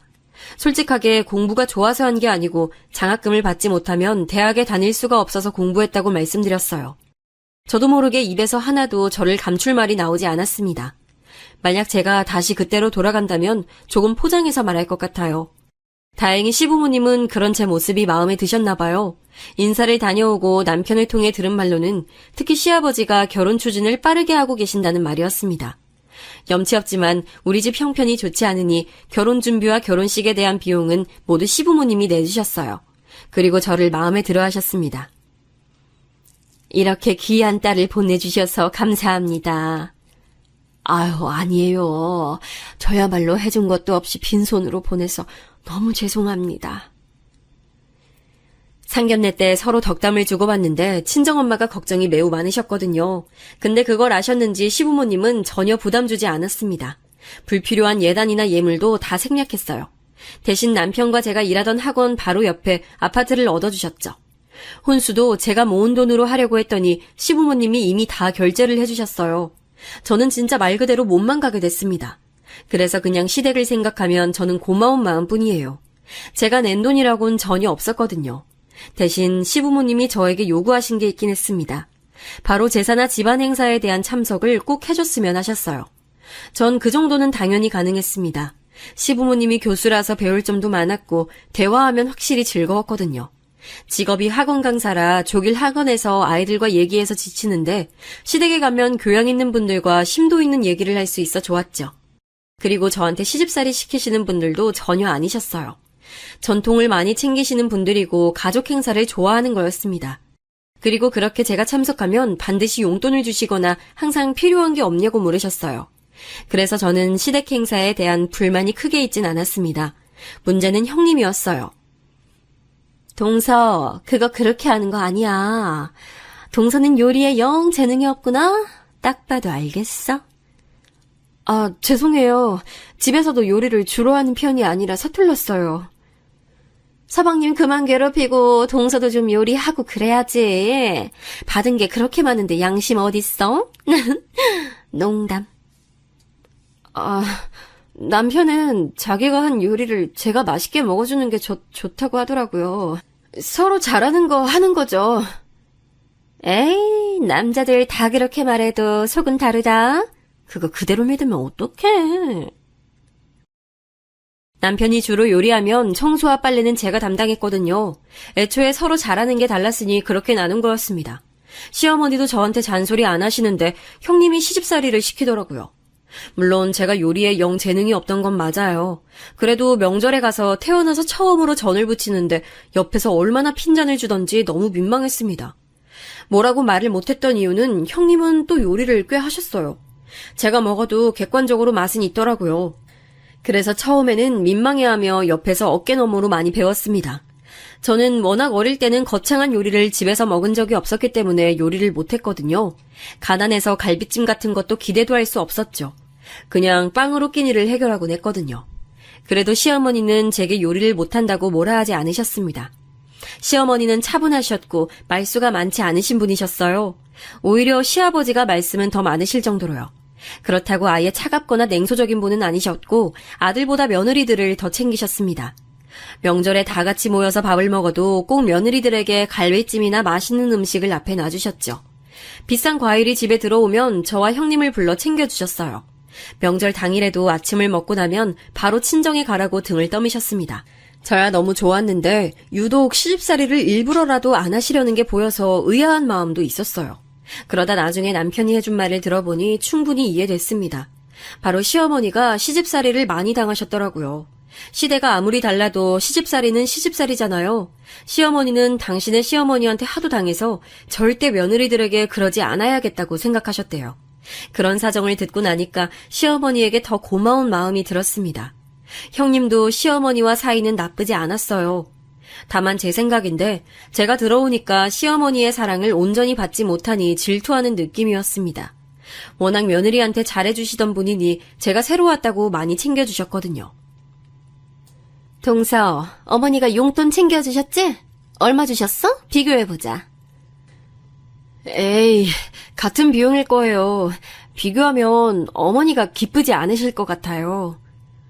그냥 비교하자는 건데 왜 이렇게 예민해? 동서한테 무슨 말을 못하겠어? 형님은 같은 말을 해도 더 밉게 하는 재주가 있었어요. 제가 가르치는 과목이 국어잖아요. 일부러 저런 말을 골라 하기도 쉽지 않은데 대단한 사람이었습니다. 시댁에 행사가 많다 보니 형님을 볼 일도 많았는데 만날 때마다 저러니 저도 상당히 스트레스를 받았어요. 그래서 꾹 참다 이건 아닌 것 같아 말하려고 했을 때였습니다. 제 인생에서 상상하기 싫은 일이 일어났어요. 그때는 신혼이었고 결혼하고 얼마 되지 않았을 때였습니다. 엄마가 갑자기 쓰러져서 병원에 입원하시게 됐어요. 응급실이라는 소리를 듣고 처음으로 학원 강의도 빠지고 가게 됐더니 암이라는 소리를 듣게 됐죠. 저를 키우느라 고생을 많이 하셨고 또 원래 몸이 좋지 않던 분이라 건강검진을 매년 했었는데 그때는 분명 발견하지 못했거든요. 다행히 말기는 아니었고 초기여서 충분히 항암 치료를 하면 나을 수 있다고 말을 들었어도 괴로웠습니다. 세상이 무너지는 것 같았고 멸망하는 기분이 들었어요. 그때 제 곁에서 남편과 시부모님이 없었다면 버틸 수 없었을 거예요. 몇 년이나 지난 지금 돌이켜도 그때의 충격은 다시 상상하기 싫거든요. 내가 너한테 평생 짐만 되는 것 같아서 미안해. 엄마, 왜 그런 소리를 내? 지금 그래도 딸 잘 키워서 시댁 덕도 보고 있잖아. 나 그러면 속상해. 빨리 나와서 사위랑 여행도 다녀야지. 엄마는 병원에 입원도 자주 하셨고 그때마다 제가 간호를 하려 했는데 쉽지 않았습니다. 결국 저는 하나밖에 없는 가족인 엄마를 위해 퇴사했어요. 정말 많이 고민했고 남편과 의논했는데 결론은 제 퇴사가 답이었습니다. 성인이 되고 쉰 적이 단 하루도 없을 정도로 열심히 살았는데 갑작스럽게 퇴사하게 되니 기분이 복잡했어요. 물론 엄마를 위한 거라 후회는 없는 선택이었습니다. 사실 항암을 하며 돈이 많이 들었는데 경제적인 비용을 시부모님이 다 대주셨습니다. 결혼할 때부터 시부모님에게는 받기만 해서 점점 죄송하더라고요. 남편도 제 마음이 불편할까봐 일부러 병간호도 많이 와줬습니다. 그래서 신혼 때는 엄마의 병간호로 시간을 대부분 보냈어요. 형님은 병문안을 한 번도 오지 않았습니다. 학원을 운영 중이니 그럴 수 있다고 생각하면서도 한편으론 서운하더라고요. 동서는 진짜 시댁 잘 만났어. 시댁이 자선사업가는 아니잖아. 근데 받기만 하기에 좀 미안하지 않아? 저도 감사하게 생각하고 있어요. 그래서 제가 형님보다 제사나 모임에 자주 참석하잖아요. 저는 진짜 병원에서 엄마를 간호하면서도 시댁 행사가 있으면 한 번도 빠지지 않고 참석했어요. 그냥 그게 도리라고 생각했고 그래야 제 마음이 편했거든요. 엄마의 몸 상태도 다행히 점점 갈수록 좋아지셔서 다행이었죠. 시아버지는 제가 그렇게 시댁에 갈 때마다 항상 봉투를 챙겨주셨습니다. 경제적인 부분은 당신들이 책임질 테니 전혀 걱정하지 말라고 하셨어요. 그래서 엄마의 암투병 이후로 시부모님에 대한 존경심은 나날이 커졌습니다. 그러다 엄마가 기적처럼 완치까지 하게 됐어요. 너무 기뻐서 시부모님을 모시고 남편 돈으로 소고기도 사드렸습니다. 이 과정에서 시부모님께 도움을 많이 받아 죄송한 마음이 있었는데 제가 도울 일도 생겼습니다. 시아버지가 교수라고 했잖아요. 학술의 준비로 한창 바쁘셔서 고민이시길래 제가 나서서 도와드렸어요. 마침 직장도 퇴사하고 할 일이 많지 않았는데 잘 됐다 싶었죠. 시아버지 연구실에 가서 일손도 돕고 연구 관련해서도 아주 작지만 도움을 줬어요. 학부 때 열심히 공부했던 게 참 뿌듯했죠. 제가 이렇게 도와드리니 시아버지는 저를 더 예뻐하셨어요. 가족들끼리 모이면 제 칭찬을 앞에서 해주시니 몸둘 바를 모르겠더라고요. 남편에게 듣기론 제가 들어오기 전에는 형님을 그렇게 챙겼다고 하던데 이제는 그 애정이 저한테 향하신 게 보인다고 했습니다.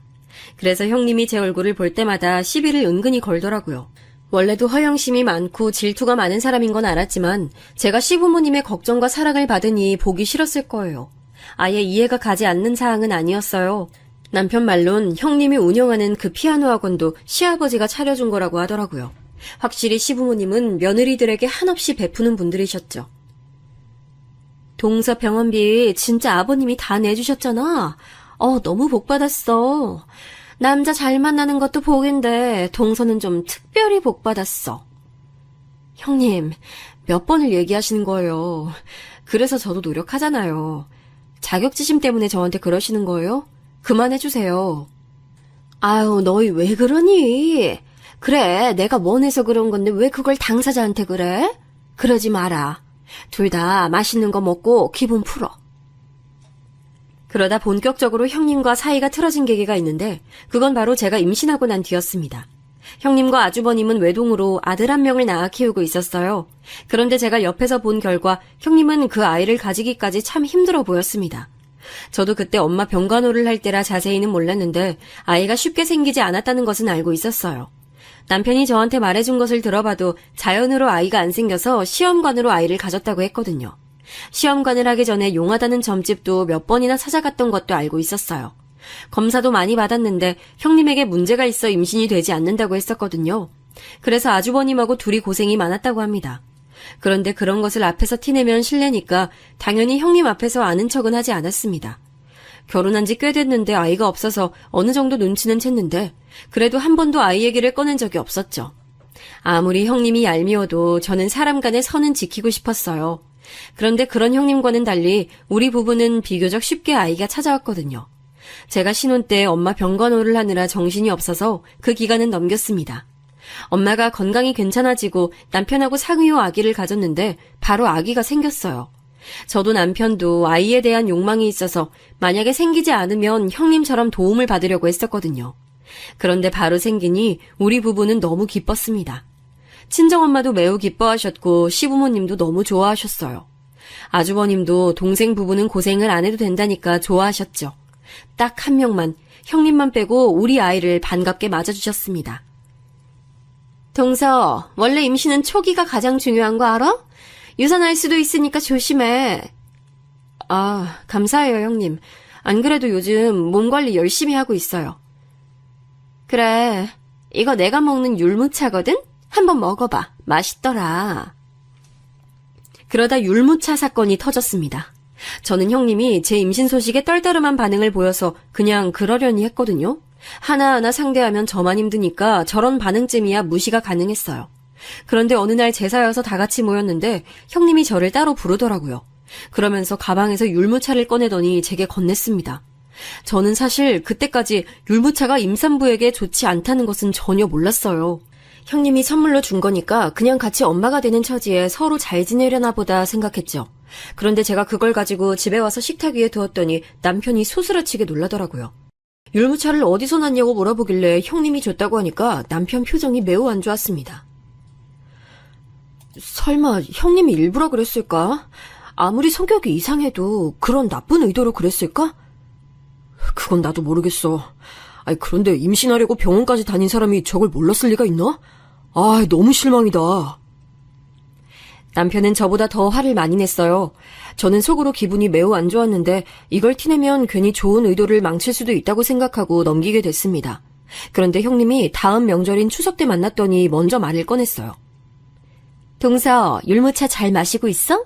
그거 진짜 맛있지? 하루에 많이 먹어도 되니까 많이 마셔. 형님, 율무차가 임산부한테 안 좋다고 하더라고요. 그래서 아껴두고 있어요. 출산하면 많이 마실게요. 설마 저한테 일부러 주신 거 아니죠? 저 찾아보고 너무 놀랐어요. 뭐? 진짜? 어머, 나 전혀 몰랐어. 설마 내가 일부러 그랬다고 생각하는 건 아니지? 만약 그러면 너무 실망이야? 진짜 사람을 뭘로 보길래 그런 생각을 해? 형님은 제가 율무차 얘기를 꺼내자 소스라치게 놀랐습니다. 저에게 그러면서 본인은 일부러 그런 것이 아니라고 큰 소리를 냈어요. 저는 조용히 둘이 얘기로 풀고 싶어서 남편에게도 따로 연락하지 말라고 했었거든요. 그런데 저런 반응이 나와서 상당히 당황했습니다. 소리가 너무 커서 시어머니가 우리가 있는 쪽으로 오셨어요. 시어머니가 무슨 일이냐고 묻자 형님은 갑자기 눈물을 흘리기 시작했습니다. 저는 동서한테 좋은 마음으로 율무차를 줬는데 그게 임산부에게 안 좋대요. 일부러 그런 게 아닌데 너무 속상해요. 저는 시어머니가 오자 갑자기 돌변해서 눈물을 흘리는 걸 보니 어이가 없었습니다. 형님한테 직접적으로 뭐라 하지도 않았는데 저러니까요.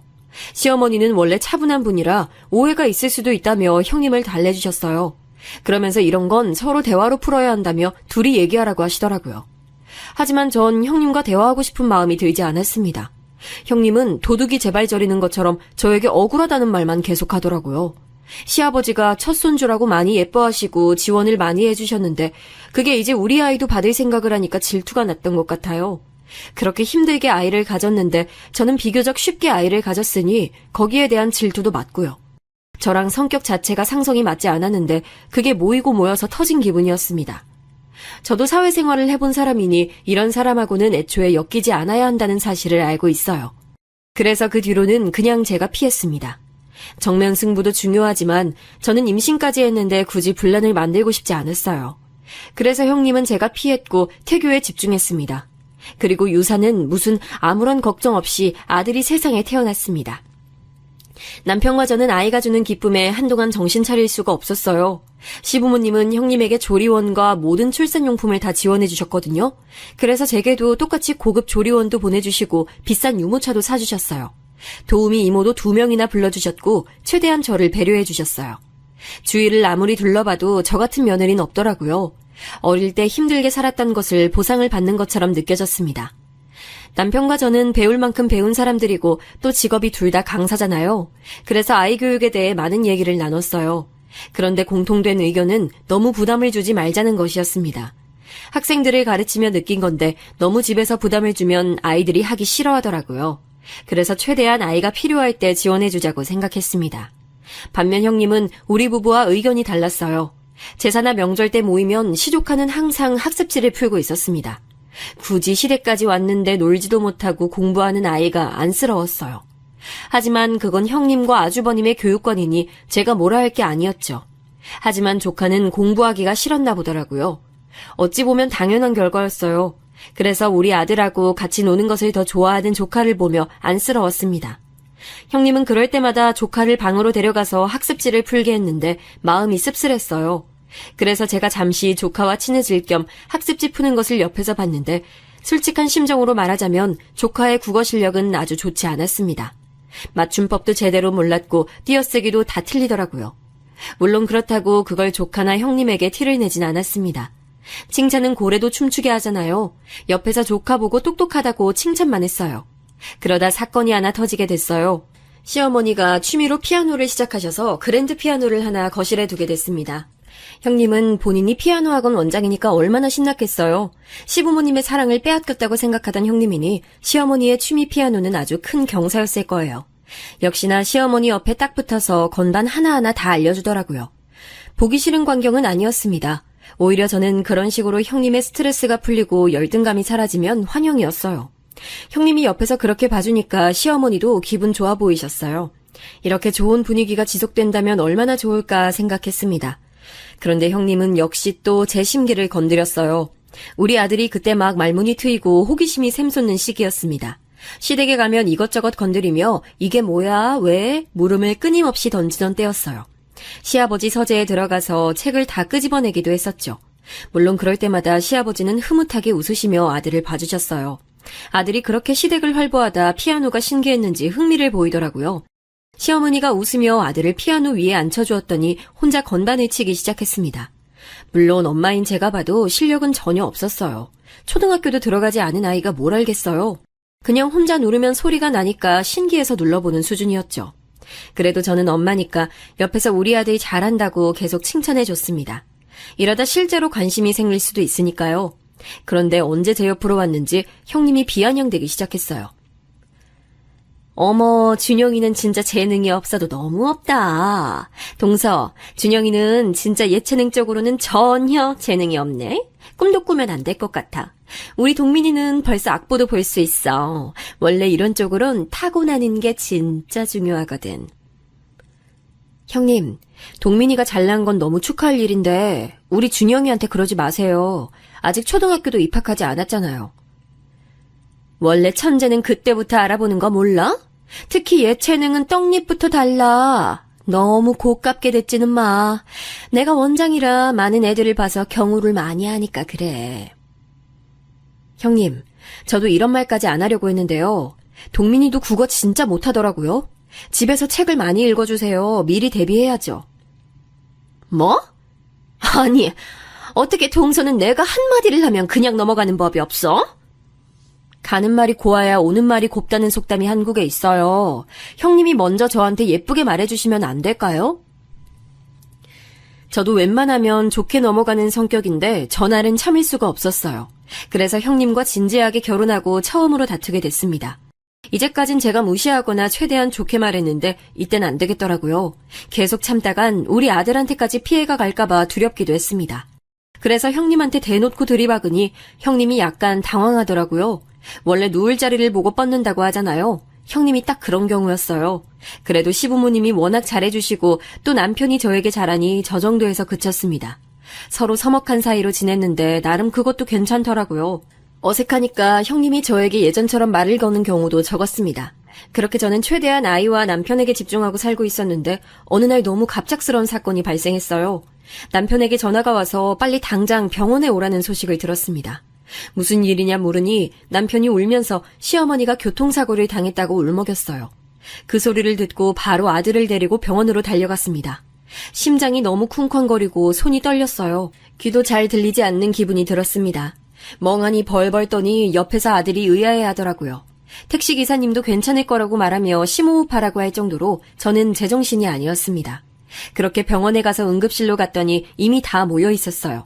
항상 침착하고 고고한 시아버지가 바닥에 주저앉아 계셨고 남편의 얼굴은 눈물로 뒤덮여 있었습니다. 사유를 들어보니 시어머니는 뺑소니를 당하셨다고 하셨어요. 여보, 이게 어떻게 된 일이야? 아, 어머니 어떡해. 집 앞에서 길을 건너시다가 뺑소니 차에 치이셨어. 아, 진짜 엄마. 안타깝게도 그날 그렇게 시어머니는 돌아가시게 됐습니다. 너무 갑작스럽게 일어난 일이라 다들 당황하며 슬퍼했어요. 저 또한 장례식장에서 눈물이 너무 많이 나와 참을 수가 없었습니다. 울고 싶지 않은데 한 번 눈물이 터지니까 참기가 힘들었어요. 시어머니가 시집살이 한 번 시키지 않고 며느리들에게 얼마나 잘해주셨는지 아니까 더 그랬습니다. 또 우리 엄마가 병원에 계실 때도 도움을 많이 주셨잖아요. 속으로 너무 감사해서 평생에 걸쳐 시부모님께 효도해야지 생각했는데 이렇게 빨리 가실 줄 몰랐습니다. 시어머니는 며느리들에게도 그랬지만 당신 아들들에게도 최고의 어머니셨어요. 그래서 아주버님과 남편도 많이 슬퍼했습니다. 살면서 남편이 그렇게 우는 걸 처음 봤고 또 지금까지도 그런 경우가 없어요. 시아버지와 시어머니는 평소에 두 분이 금슬이 매우 좋으셨습니다. 제가 시댁에 가면 좋았던 게 항상 두 분이 차분하게 대화하시던 모습이었어요. 두 분이 다 똑똑하시고 아는 게 많아 대화만 해도 지식이 충전되는 기분이었거든요.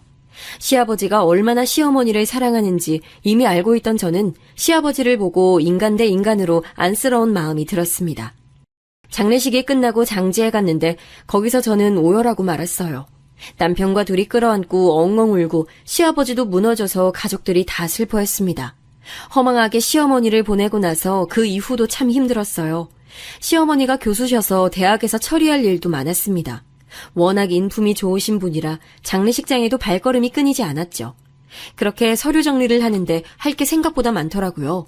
시아버지가 제정신이 아니라 제가 옆에서 많이 도와드렸어요. 마침 형님처럼 일이 있는 게 아니니까 제가 도와야 한다고 생각이 들었거든요. 그러면서 절대 무언가를 바라거나 그러진 않았습니다. 그저 제 인간적인 도리였어요. 그런데 옆에서 지켜보니 시아버지가 생각보다 타격이 더 커 보였습니다. 시어머니가 병을 앓다 돌아가셨으면 예상이라도 했을 텐데 그게 아니었잖아요. 나중에 들어봤더니 아침에 저녁에 어디 갈지도 두 분이 얘기를 나누었다고 해요. 그런데 돌아온 건 응급실에서 다급한 전화였으니 얼마나 당황하셨겠어요. 시아버지는 실제로 너무 힘들어하셔서 정신과 상담도 여러 번 받으실 정도였습니다. 자식들이 다 나가서 사니까 더 외로워하셨죠. 그걸 보고 저는 얼마나 안타까웠는지 몰라요. 그 과정에서 제사도 있었는데 제가 준비하려고 시댁에 갔더니 시아버지는 제대로 된 생활도 하지 못하고 계셨어요. 반찬도 없고 라면만 겨우 끓여 먹거나 혹은 굶어서 살이 너무 빠지셨더라고요. 안타까운 마음에 집에서 반찬을 해서 가져다 놓기도 했습니다. 그러다 오늘 사연에 절정인 사건이 터지게 됐어요. 시어머니 장례식 이후 첫 시아버지 생신이 다가왔습니다. 저는 인간 대 인간으로 시아버지가 안타까웠어요. 남편보다 제가 더 시아버지를 자주 찾아가니 어느 상태인지 알잖아요. 그래서 시아버지 생신상을 차려드리고 싶었습니다. 시어머니가 돌아가셔서 그런 것도 있었지만 저도 애초에 받은 게 워낙 많았잖아요. 그동안 받는 것에 익숙했으니 이제 제가 갚을 차례였죠. 그래서 남편에게 시아버지 생신상을 열심히 차린다고 했더니 남편도 크게 좋아했습니다. 남은 가족끼리 이렇게 행복하게 지내야 시어머니가 하늘에서 보고 마음이 놓이실 거라고 했어요. 다만 한 가지 걸리는 게 있었는데 바로 형님이었습니다. 저번 사건으로 인해 서로 감정이 좋지 않은 상태였어요. 좀 풀리나 싶었을 때 시어머니가 돌아가셔서 더 서먹해졌거든요. 장례식장에서도 서로 딱 할 말만 하고 지냈고요. 그래도 제가 아랫사람이니 먼저 용기 내어 전화를 걸었습니다. 그래서 우리가 아버님 생신상 차려드리는 거 어떻게 생각하세요? 아니 동서 정말 해도 해도 너무한다. 나 원장이야. 바쁜 거 몰라? 내가 안 그래도 어머님 장례식 때 학원 일주일을 쉬어서 학부모들 항의 장난 아니었어. 그런데 지금 뭐? 같이 하자고? 아, 형님이 워낙 음식 솜씨가 좋으시니까 같이 하면 더 좋을 것 같았어요. 제가 혼자 할게요. 너무 화내지 마세요. 다짜고짜 전화해서 같이 생신상 준비하자고 하면 누가 좋아해? 그런 건 혼자 알아서 준비하면 되잖아. 아, 왜 이렇게 눈치가 없어? 참, 나 바빠. 끊을게. 이런 반응은 예상하지 못했는데 형님은 굉장히 쌀쌀맞게 대하셨어요. 서로 시댁에서 피아노 때문에 부딪힌 이후로 처음 한 전화였는데 반응이 너무 좋지 않아 저도 마음이 씁쓸했습니다. 앞서 말했듯 형님이 음식 솜씨는 정말 좋으세요. 그래서 같이 하면 결과가 더 좋겠다고 생각했었죠. 대차게 거절당하고 저는 결국 집에서 친정엄마를 불러 같이 준비하게 됐습니다. 친정엄마도 시부모님에 대한 이미지가 워낙 좋으셔서 기꺼이 저를 도와주셨어요. 특별히 시어머니가 잘하시던 고등어 조림을 준비하고 싶었습니다. 그래서 친정엄마와 수산시장에 가서 질 좋은 고등어도 사고 다른 반찬도 많이 준비했어요. 시아버지가 워낙 우울해하시고 힘이 없으니 고기도 준비하고 잡채도 만들었습니다. 요리는 정성이라는 말이 있죠. 엄마와 저는 준비만 며칠에 걸쳐서 하게 됐어요. 그리고 생신 전날부터 우리 집에서 미역국부터 시작해서 정말 많은 준비를 해서 당일에 남편 차를 통해 음식을 가지고 갔죠. 형님에게는 따로 연락하지 않았어요. 이미 기분이 상한 상태였고 제 목적은 시아버지를 기쁘게 하고 싶었을 뿐이니까요. 도착해서 시댁 식탁에 준비한 요리를 올리고 가족들이 와서 다 같이 식사를 시작했습니다. 그런데 한 가지 실수가 있었어요. 제가 이런 대형 음식을 처음 해봤고 또 많은 요리를 준비한 게 처음이었거든요. 그래서 음식을 가져오며 모양이 많이 망가지기도 했고 그새 상한 요리도 있었어요. 친정엄마도 정신이 없어 미처 하나하나 보지 못했거든요. 저도 맛있게 먹으려고 했는데 상태를 보고 참 속상했습니다. 미리 식구들이 오기 전에 맛이라도 볼 걸 후회가 되기 시작했죠. 괜히 친정엄마까지 불러서 날 밤새가며 준비했나 민망하기도 했습니다. 민망함에 얼굴이 새빨개졌고 아무 말도 나오지 않았어요. 우리 둘째 며느리가 너무 수고 많았다. 이렇게 호화롭게 차려줄 줄은 몰랐어. 맛있게 먹자. 고맙다. 시아버지는 제가 민망해하는 걸 보더니 일부러 더 저를 칭찬하기 시작하셨습니다. 남편도 계속 맛있다고 말하면서 먹더라고요. 그런데 저도 먹어서 아는데 진짜 맛이 없었습니다.